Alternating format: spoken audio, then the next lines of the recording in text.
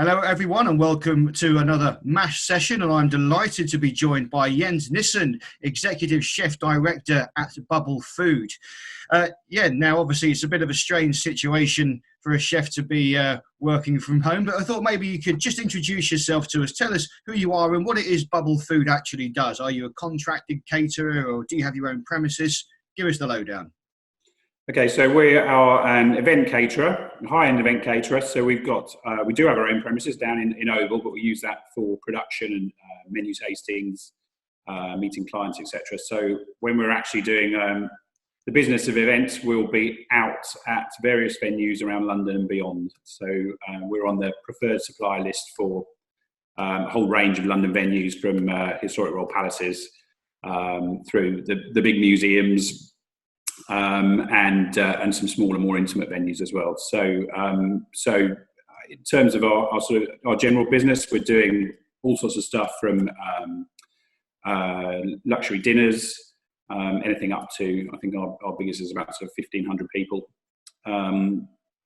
down to very intimate, bespoke kind of brand activations for maybe sort of 15, 20 people with plenty of production, really creative menus. We also are getting increasingly involved in the wedding market. So again, weddings across the UK and beyond. Historically, our clients have been, in fact, we used to do a lot of work with the film industry. We still do. City blue chips, luxury brands, and then obviously private work as well with the weddings and smaller dinners. Great stuff. So tell me about the corporate hospitality market in normal times. What sort of trends have you observed? I mean, from what I've seen, there's certainly been a big swing towards plant-based vegetarian options and vegan options and that sort of stuff. What have you observed? Yeah, I mean, I think the in normal times is a key thing there. But obviously we're still operating. We're still taking inquiries. So the world is still moving, but yeah, you've hit the nail on the head. Really, actually, the real big thing this year has been slowly growing over many years. But I think there's been, if you could call it a revolution this year. I think it's built and built. But I think what's changed this year with the whole plant-based food is that event organisers now are being much more forward with pushing those plant-based menus. So we're doing dinners for 1,500 people where the menu is plant-based or vegetarian, that they're fully avoiding meat for a main course, which is, that would have been unthinkable 12 months ago. So that's huge. That really is big. I think there are some people making some quite brave decisions with that in the events industry. And I guess it depends on knowing that your caterer can pull it off, and people are going to walk away satisfied and feel they're not grumbling that they've been forced to eat something plant-based. It's all about having really great, tasty dishes. Yeah, that's it. I think what I noticed was in the Christmas just gone, I was actually hearing from delegates and corporate event managers who are actually making their Christmas dinners vegetarian as standard, and if you wanted meat, you had to opt into meat. I thought that was quite an interesting take on it. Yeah, I mean yeah, absolutely. We haven't really seen that before for the last sort of 4 to 6 months, I don't think. So yeah, absolutely. That was the biggest grower this year. But other stuff that's been going on, I think there's been a general move away from the kind of formal set piece 3-course dinner in a lot of situations. I think that's been going on for some years, but looking at a slightly more fluid arrangement where people can network. Maybe they'll have a dessert station rather than a seated dessert, or indeed won't have a starter. They'll have a much longer reception before their event, so they can really network and really get amongst it. Whether that's going to continue in the post-COVID world, where networking and mixing is going to be a little bit more controlled, I think that remains to be seen. And I think we're all sort of putting our heads together as a company at the moment to work out what it's going to look like afterwards. So speaking of COVID-19, I understand that you guys have joined the national effort. Can you just tell us what it is you're actually doing to kind of help people right now? Yeah, sure. I mean, I think actually it's also, part of a general trend leads on to that as well. You know, we've been becoming more and more involved with socially responsible companies, with social enterprises as partners. And as sort of as part of that move, when this started, we were really keen to do something good for the community. So we're currently working with Food Bank in Southwark, which is our borough, based around a church called St George the Martyr. They've been working since the beginning of this extra hard. Obviously, the demand for food banks has gone up massively. So we have got a GoFundMe page where our clients, family, friends, etc., have all been contributing to cover the cost of the ingredients.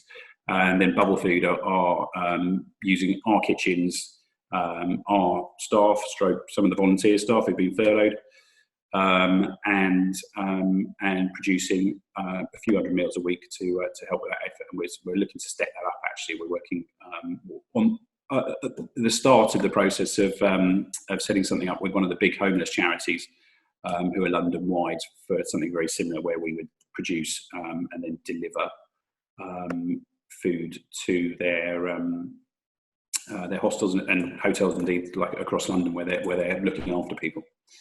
So yeah, that's what we've been up to.